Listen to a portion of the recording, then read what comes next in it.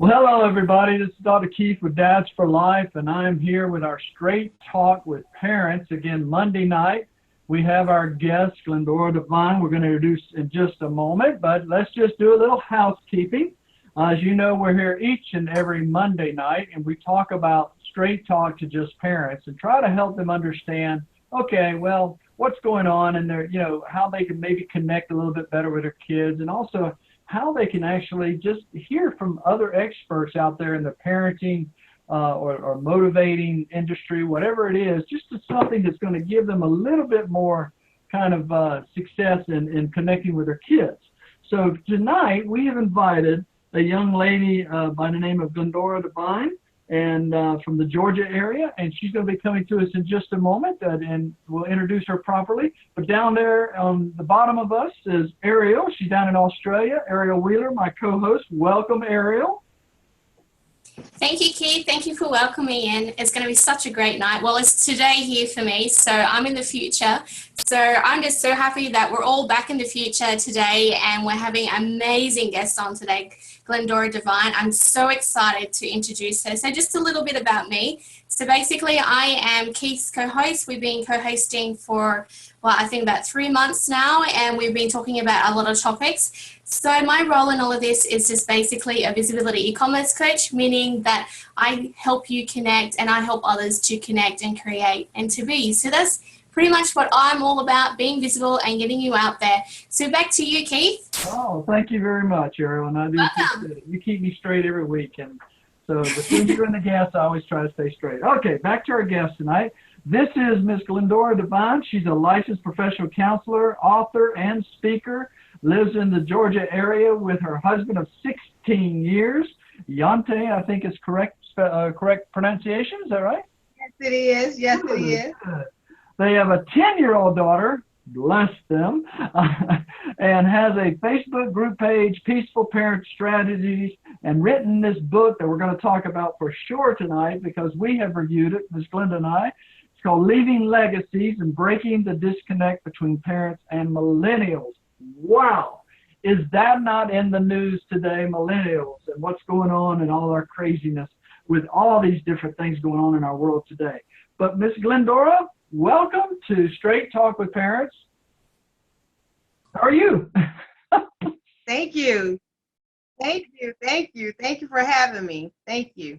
Well, it is an honor to have you, and I know your schedule is so busy, and here we had to like go 2 or 3 or 4 weeks out or something like that to try to schedule you because you're so popular, But we are honored to have you with us, and we want to know a little bit more about you. I want to just open up with just asking you a question.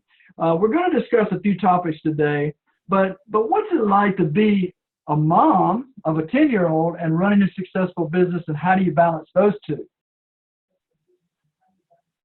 Oh, it's challenging, of course, but it's exciting because I really take the job of being her mother very seriously. I really don't take it for granted at all. So as far as my business, it's the same thing. I take it seriously. I don't want to work for anyone else. I don't. And so it's really good to be able to plan my work schedule around her life. And that's really what I do. I always tell people it's a choice to be a parent. And by me being able to choose that I wanted to be a parent, I also chose like how I wanted to structure my family related to working and being a parent. So I love it. I do. I mean, that's who I live for, them, her and her husband, my husband. Well, that is wonderful. As an entrepreneurs, there's a lot of entrepreneurs that come on our show, and they all talk about that balance and how they can actually make their own schedule. So, Ariel, I know you got something to say about that because you fit right in that boat, don't you? I do. Yes, I do. My daughter is coming up to 2 years and 4 months. So I have to admit, yeah, I struggle with, making priorities, making sure that I'm there for her while I'm working. And yes, your schedule does go a little bit haywire. So yes, it's always a struggle to find that, that perfect balance for you that works on either side of the equation, one for your daughter and one for your family. So yeah, I totally get it.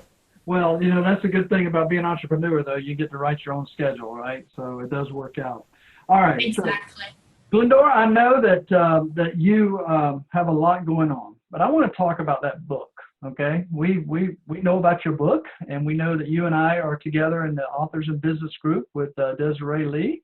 And so tell us a little bit, how did leaving legacies, because that's what I like that term, leaving legacies.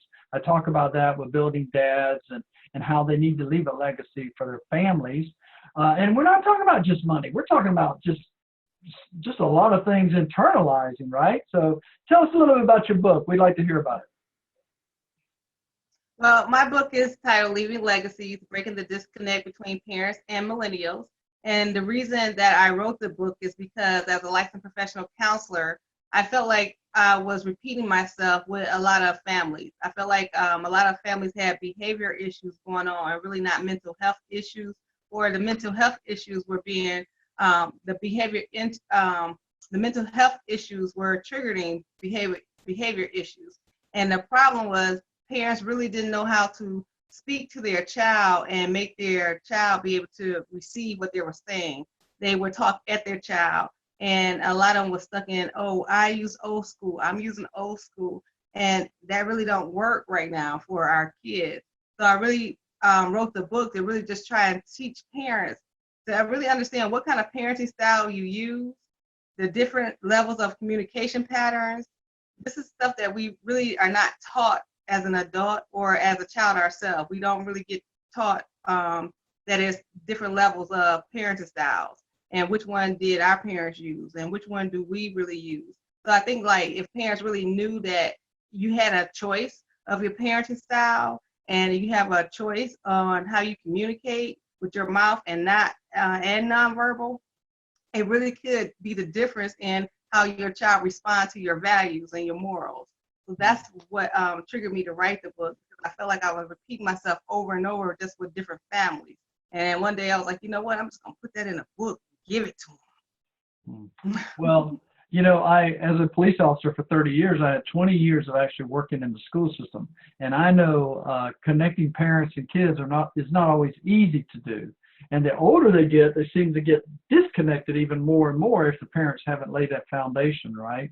So what are a couple foundations you think that the parents ought to be looking for? Well, look at Ariel. She has a very young one right now, and she's all of a sudden learning that this child doesn't understand no already, right? I mean, she's able to do whatever she wants to do at 2 years old.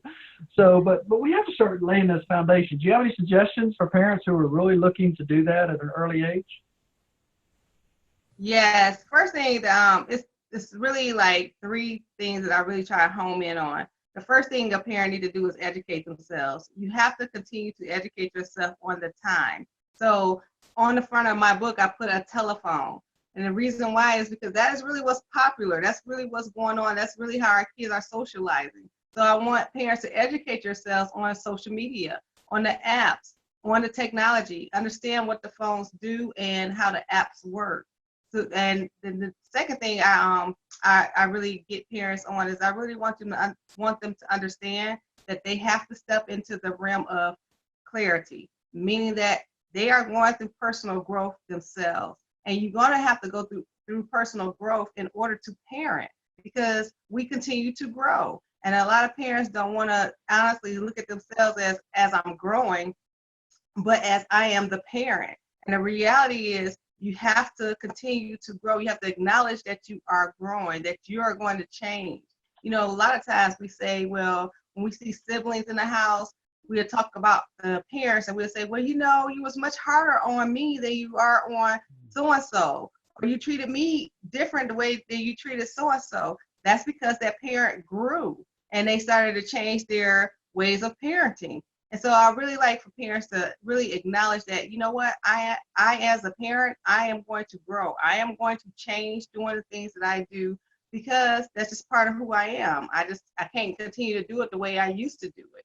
And the last thing that I really harp on is resources. Parents have to ask for resources, have to seek out resources, and honestly know where to find them. A lot of times I tell parents, you know, stop using your cell phone just for social entertainment, just to entertain yourself. Look in your cell phone and look for Facebook groups that are purposeful to your parenting, that are purposeful to your life, not just fun, not just something to laugh at. But so I really like to look at education, as that need to be a foundation. Also, the reality and being aware that you are growing, that you're going to go through growth still as a parent, and that's going to impact your ability to parent or not, and that you have to ask for resources, but not from your family members, but from strangers. You have to actually seek out resources that can help you, and not just talk to people you know. Hmm. Well, you know, that is we are so on target with each other what we're doing trying to help parents because that's some of the same stuff I try to get them to think about. Always be a learner. You got to learn yourself. You can't think you know it all. Now, I know some parents that think they know it all. They don't need no more advice, which I have a real problem with thinking that they may need some advice one day. They just, and it might be too late for them to ask for it, you know, because I think we always are meeting people. You and I know, being a part of the Authors in Business, look at the people that we've connected with and just learn to meet and how we can help each other's organizations. Because I look at it as a group project where we're trying to help, you know, these parents understand these kids have to have somebody involved today that's teaching them values. We're seeing what's happened when they're not being taught that, you know. So, but I appreciate what you're doing, and the Leaving Legacies book is awesome. I encourage everybody to get that book, and you can get downloads of Kindle too as well, right? Is that right? Exactly. Okay. Yes. Hold up. Tell us how we can get that book. Hold it up a little higher in your camera so we can see it. Oh, there it is. Okay. You can get it on Amazon.com. You can go to create space / to 620-6488, or you can just go on Amazon.com and you can Google my name, search my name out, and it'll pop up. I broke the book down in like a couple different sections too. So if you just want to just understand about communication or parenting, then you can just get those copies. But if you want the whole book, then just go ahead. It's still less than $20 because my goal is to get it in your hand, not break your pocket. Oh, that's good. All right, I'll pass on down to our Gold Coast Australian young lady there, Miss Ariel. As a parent, have you learned anything yet from Miss Glendora? Yeah, I really like the tip around how when our children grow up, because my daughter is only like 2 years and 4 months. So I have a lot to learn between now and then about, you know, behavior and teaching her things about the world. So the tip just about us growing as parents and allowing our children to grow at the same time, and us really learning about who they are, because my daughter's at that stage now where she's curious about the world. She's an absolute daredevil. She climbs on everything. She's a little monkey in the house. So she's learning about the world, and it really enforces in me to not only be, you know, the best parent that I can be for myself, and, you know, to better myself and grow myself, so that I am being that example for her. So thank you so much, Glendora, for that reminder, because it is such a powerful reminder. I do have a question though. Since that I'm a new mom, and I'm sure there's a lot of new moms or mums here on the line who may have a difficult child. I know that we were talking about before about PTSD. Could you explain some things about that and how you actually help? Sure. One of the things that we have is a stereotype when we think about post-traumatic stress disorder. And first thing that we think about is that it's something to do with the military. And then we even take it further and we say, oh, it's a fake disease, it's a fake disorder, it's not real, it's not real. But in actuality, it is. It's totally real, and it's not just something that happens to families that have people serving in the military. It's actually something that happens to people who live in civilian life.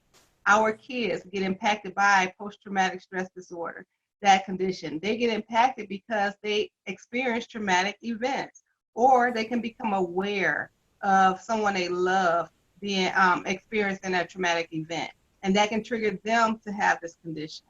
So what I want to do is basically use my platform and Periscope and Facebook Live is to really try and educate as many families as possible on mental health illnesses, what the symptoms are, what the signs are, and what you can do before you say, yes, let's take medication. And some things that you can do naturally, things you can do right at home, things you can do with a professional like myself that can really help you avoid taking medication or avoid legal issues because you just really didn't act on it before it really got out of hand. So what's some of the tips that you could share with us on, when that actually does come about for us, and like how do we actually manage that if it's with ourselves and with our children? Okay, so one of the tips that you can do is literally ground yourself. Is try to just figure out, or if it's you or your child, you just want to make them acknowledge their surroundings and really own where they really are. Sometimes it could just be so little as just start looking at your fingertips, then look at your hands, then look at your arms, just to get a sense of, okay, I'm okay, and I'm not where the trauma was actually at. So I'm going to have a webinar this Saturday. It's a teleconference actually, and there we're going to actually go over what it looks like in children, what are some resources that you can actually use. So I'm getting that all together, and anybody can just actually click on my Periscope link, or they can find me on Facebook and they can get that link, but it's bit.ly PTSD Solutions, bit.ly PTSD Solutions, and that's this Saturday, a teleconference.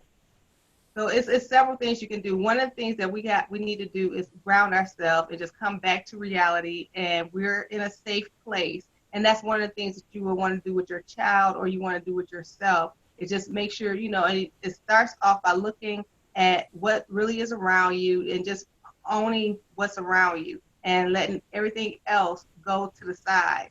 And then the other thing we can do is honestly find a professional, get into a counselor's office and talk to them, because you really just talk it out. So I give you those two tips. Absolutely. Thank you for sharing that. I think I'm going to share that link on doing a share screen. Are we good for that, Glendora, to share that? Sure. Righto, let's bring this up. Just 1 minute, I'll do a screen share. Okay, awesome. So let me know when you can see the screen share, and I'll allow Glendora to actually explain the website. Okay, I see it. Awesome. Okay, go for it, Glendora. Okay, so again, it's called PTSD and My Family Teleconference, and you can register now until Saturday noon. It's going to start at approximately 1 o'clock. You'll get an email with the details a little bit sooner, the day 24 hours after, prior to the registration.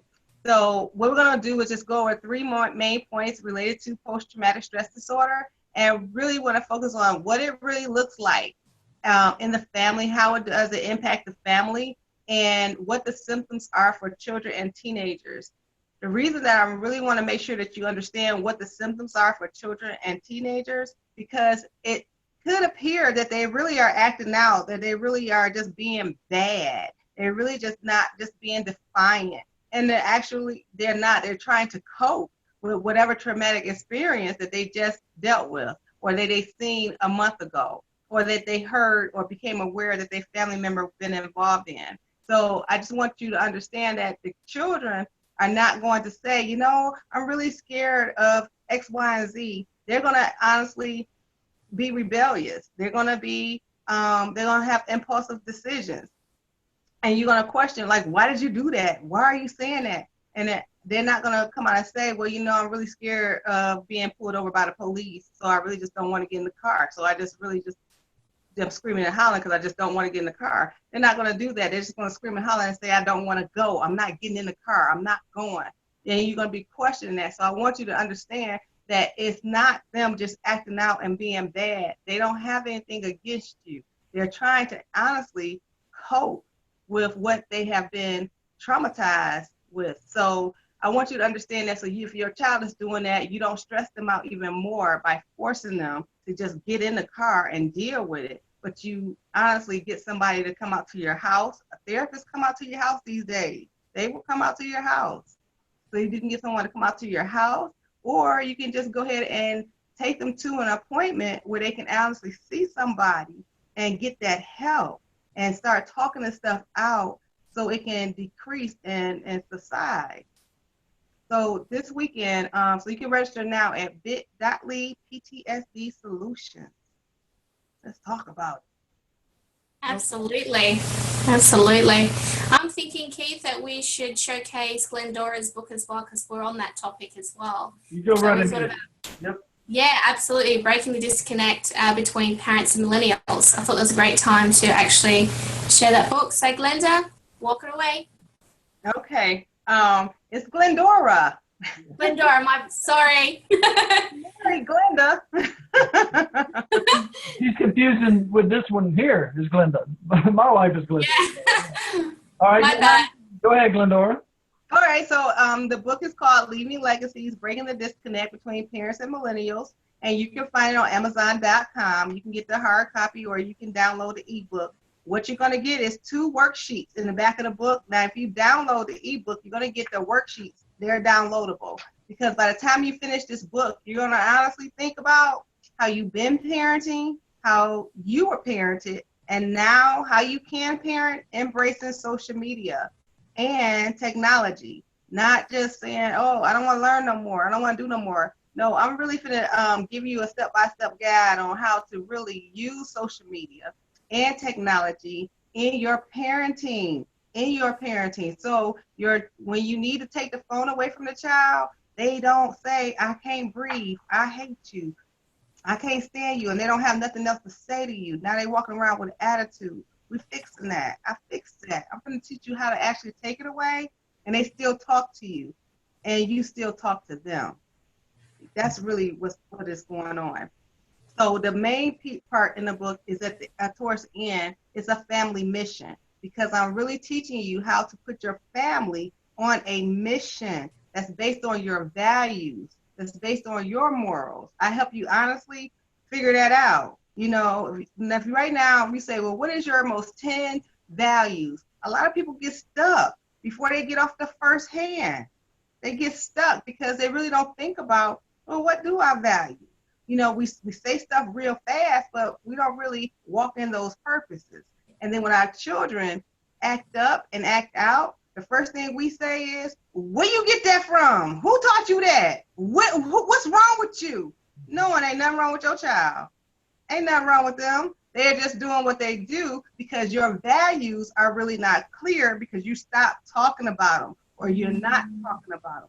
So in this book, I'm going to teach you straight up how to talk about them, how to point them out, and how to make it happen. And I noticed that Sorry, guys. I had several clients that I was giving these tips to, that it was their homework assignment. And they would do it, and next thing you know, they come back like, hey, Mr. Dvine, we still having a good time. We still talking. Yeah, it's because they on your team now. Now your child is a part of your team. They're part of your village. They understand your mission. They understand where you're leading them. They're not just in the house and everybody just roommates. That's the difference. So that's what I did with this book. You Wow. can get it.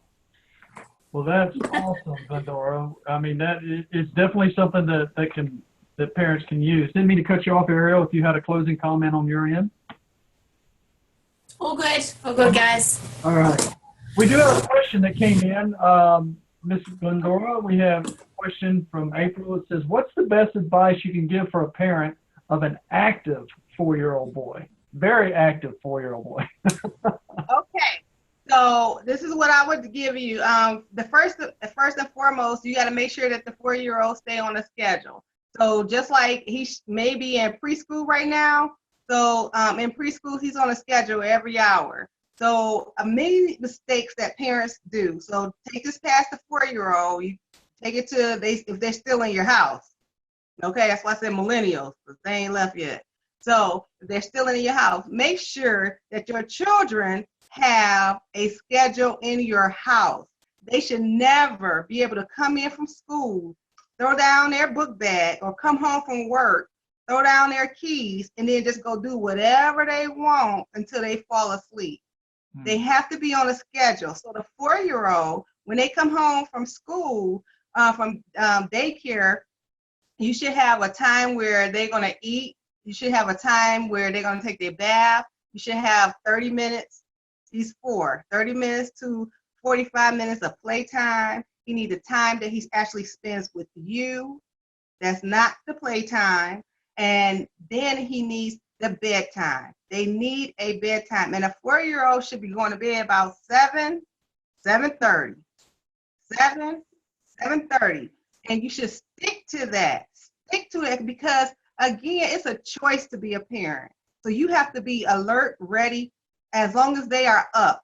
So at 7:30, when that 4-year-old goes to bed, guess what? You got your life back. You don't have to be a parent no more. You can go do what you want to do because you have time for them to rest and they're safe. Now you can do you. So make sure they have a schedule. Make sure a 4-year-old goes to bed at 7:30, no later than that. No later. No later. That is your life once they go to bed. Take your life back. Get it. There you go. Maybe I need to hear that advice for myself. Me get to bed early. Yeah, that'd be great too.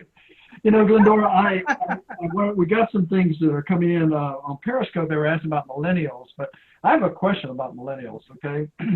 Okay.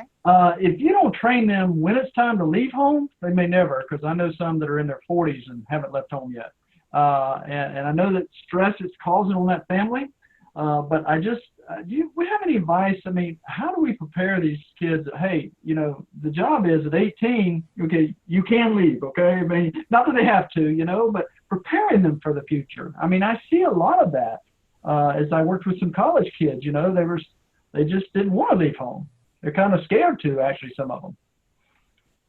And the only reason that they don't want to leave home and they get scared to leave home is because the parents never stop doing the most. They never really gave them the responsibilities to go ahead and do them. They always like, oh, I'll save you. I'll go run and pay that. I'll go run and pay this. Or I'll take that for you. Or I'll take this for you. That's the problem. Millennials actually are between the ages of 34 and 18. And over 31% of those are still at home. They're actually working, but they're spending their money on things for themselves. And they're using their parents' money to pay the bills, to pay the house note or where they're staying at because that's their parents' home. They're not even bringing in toilet paper or toothpaste. That's not important to them. So what has to happen is the parents have to start charging them for living there for real, especially if they're working, and stop allowing them to just scapegoat on them. Because all that's happening is the parent is sitting at home complaining.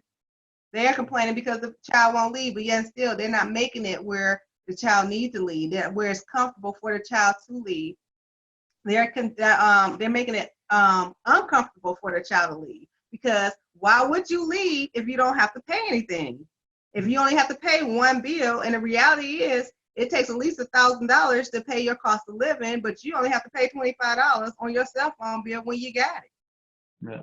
So it's the parent. And again, in this book, I'm going back to that to say, listen, parent, you have to be consistent. You have to step into growth. You have to say, I'm going to grow and I'm not going to do this anymore. I'm not saying get rid of your child and not open a door for them, never feed them again.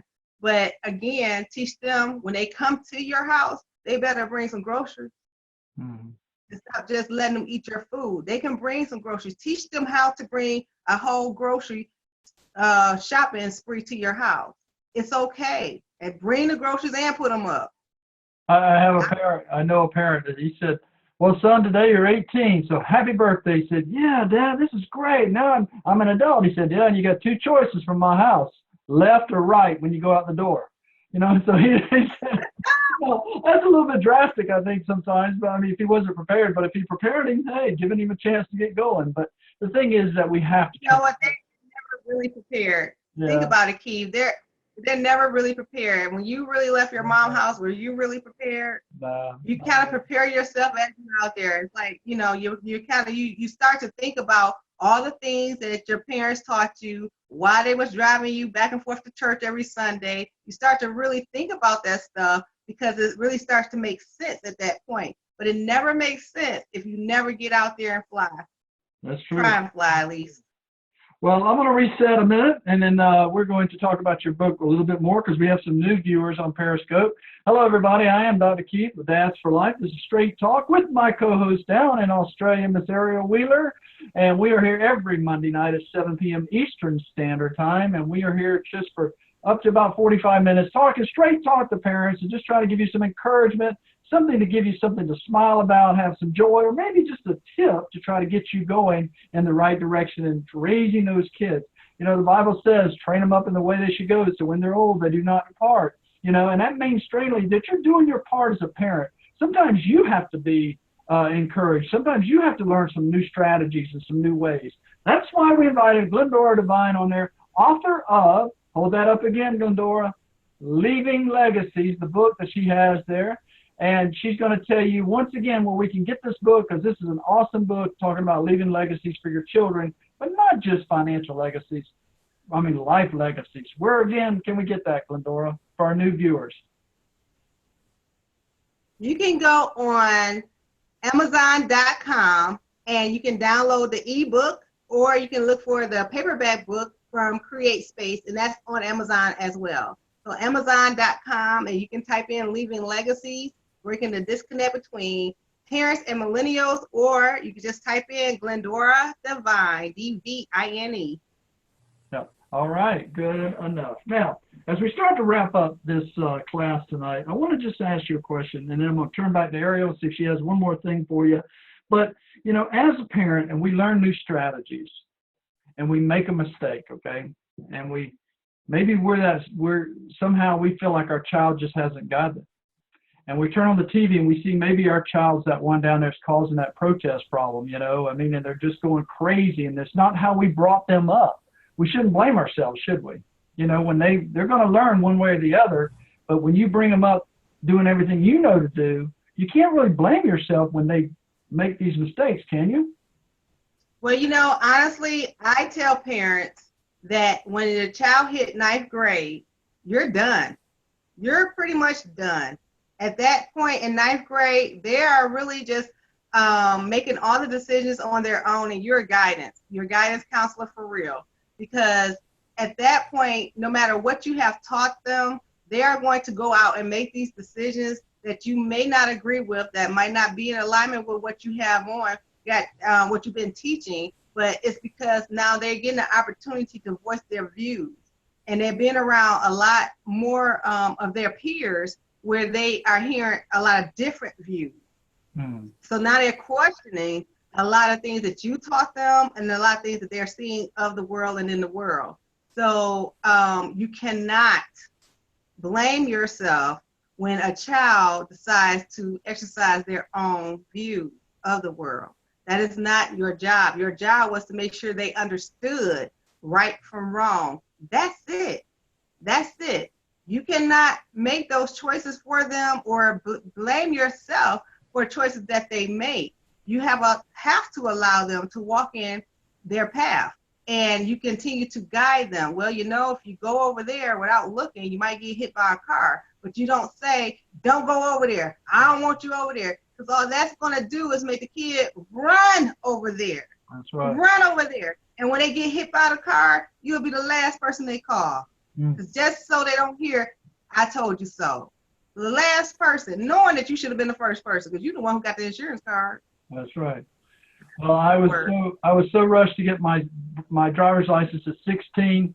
I got that driver's license. I begged my mom to use her car. She says, I'm just not sure, but be careful. And what did I do the day I get my license? Guess what I did, Glendora? I wrecked my mom's car. So I had to learn, and I had to work hard to pay for her damages, you know. I couldn't believe I did that, but I was determined. I was 16. I was going to make things happen. So, Ariel, you got anything for Glendora before we wrap up? Nothing that she could have said could have stopped you. Nothing she could have said could have stopped you. Could have killed your determination. You were your own person at that time trying to see what life is for you. And then as soon as you wrecked it, the last person you wanted to call. I felt that. Ariel, you have anything? Yeah, absolutely. Soon as I'm a new mom, I would maybe thought that you had some advice for any new moms out there about having a 2 or 4-year-old. So what type of advice could you impart onto us? Patience. Ariel, the first thing I want you to do is be consistent. Ariel, do not just be talking. Don't say, didn't I tell you to stop? Or I'm not going to tell you to stop no more. Ariel, if you say stop, The next thing you have to do is take action. So if you got to go and pick her little booty up and set her on the couch just to get her away from the table, then that's what you do. But don't threaten. Don't use no verbal threats. If you say something, Ariel, make it happen by all means necessary. If you got to just stop everything that you're doing just to go pick that booty up and put it on the couch and you go get her, but you don't say nothing else to her about what you told her to stop doing until you set her on the couch. That's when you speak again, calmly, directly in her eyes. Do not repeat yourself 50 times about what you're going to do and how many times I'm going to tell you to stop. And then I tell you to stop, you say stop one time. And after that, you make your way quietly to her. You remove her from wherever you wanted her not to be touching or doing. And then you say, I'm not going to continue to repeat myself. You heard me, so you can sit here for a minute. Okay? The key thing is consistency. The key thing is do not let your mouth to continue to run and your body is not taking action. You say your command one time and then you move. You take action. Okay? Okay. That is the best part. That is the best advice from a mother to a mother. So, hallelujah. So, thank you. I'm at that stage now. I'm letting her stop playing with the TV. So, yes. So, that is super helpful. Thank you so much. And always remember, on the first time they drive your car, go with them, okay? Absolutely. Oh, I felt so bad. All right. Well, everybody, this is Dr. Keith with Dads for Life. We've been talking to Glendora Dvine, author of Leaving Legacies, and also she's a speaker, and she's got a whole list of things that she does, kind of like I do. We just kind of keep going, don't we, Glendora? And Ariel and I have been just interviewing her tonight and having fun with Glendora. This will be available for replay if you need to come in. I saw that my Periscope got cut off. I don't know about yours, Glendora, but we had to come back in. We did have a growing number there, but anyway, we'll repurpose this a little bit. But Leaving Legacies, Breaking the Disconnect Between Parents and Millennials. Ladies and gentlemen, you can't do it on your own. You're not perfect. I'm just saying, you're not perfect. I'm not perfect. Nobody's perfect, okay? And the thing is that we have to keep on learning. I've always said that you need to be a life learner. I'm a life learner. I've learned a lot, but I've got a lot more to learn. And until I'm no longer here, I want to keep on learning. So, but Glendora, we appreciate you tonight. We're at the end of our class, and I think we could go on and on and on, but we might have to have you back another time. What do you think, Ariel? Absolutely. I would love to have Glendora back on, for sure. I would love to come back. I truly appreciate you guys reaching out to me. I truly appreciate you giving me this opportunity. Thank you so much. Thank you. All right. You're welcome, and we appreciate you. Yes, we do. Thank you so much. Ladies and gentlemen, dadsforlife.org. If you're looking for our 2 new courses that we've been reached out to about or been contacted about, we have the new Daily Connections course for parents, how to connect with your parents, and we have personal effectiveness. They're both there now live. We finally got them done.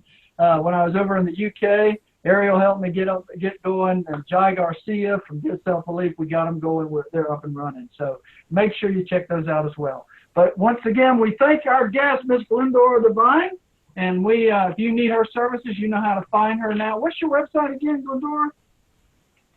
It is actually Glendora.solutions. Glendora.solutions. Glendora.solutions. What is it again? Glendora.solutions. There you go. If you want to find out more about her services, you're welcome to do that. So, and I'm sure that you can talk with parents on the phone as well and online, as well as in the office, right? All right. Yes.